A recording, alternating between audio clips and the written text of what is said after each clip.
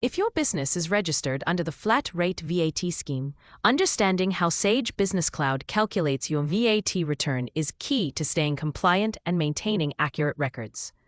How does the system work, and what should you expect when you're completing your VAT return?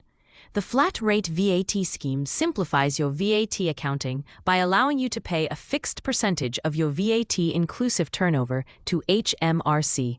This rate is determined by HMRC based on your business type and may change over time. Sage uses the flat rate percentage you entered when you first set up your VAT scheme in the software. You can verify or update this under Settings, Business Settings, Accounting Dates, and VAT. When using the flat rate scheme in Sage Business Cloud, you have two options for how VAT is accounted. Invoice-based accounting. VAT is calculated based on the date you issue or receive invoices. Cash-based accounting. VAT is calculated when payments are actually made or received, aligning with the cash accounting method.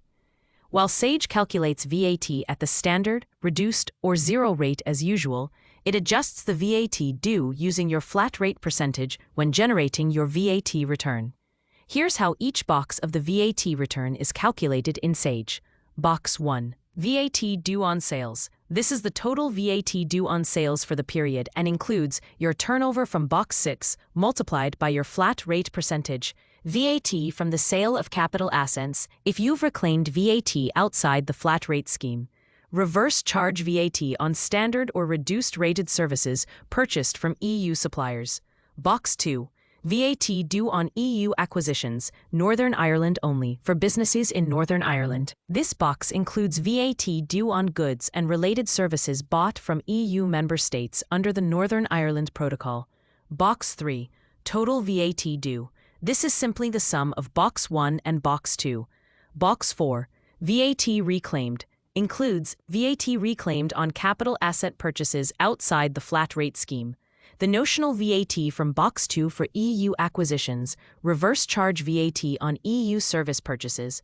Domestic purchases within the flat rate scheme are not included here. Box 5. Net VAT to pay or reclaim. This is the difference between Box 3 and Box 4, what you owe to HMRC or can reclaim. Box 6. Total turnover and other outputs.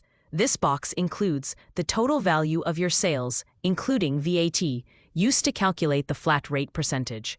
Capital asset sales outside the flat rate scheme.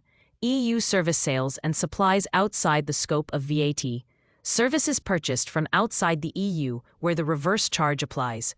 Box 7. Total purchases and inputs includes capital asset purchases outside the flat rate scheme. Total goods and services purchases. Box 8. EU sales, Northern Ireland only, shows the value of goods sold to VAT-registered customers in the EU, excluding VAT. Box 9, EU purchases, Northern Ireland only, displays the value of goods bought from VAT-registered EU suppliers, excluding VAT. The flat rate VAT scheme offers a streamlined approach to VAT, but it's important to understand how Sage Business Cloud calculates each part of your return. By keeping your VAT settings accurate and reviewing your figures regularly, you'll ensure your submissions are correct and hassle-free.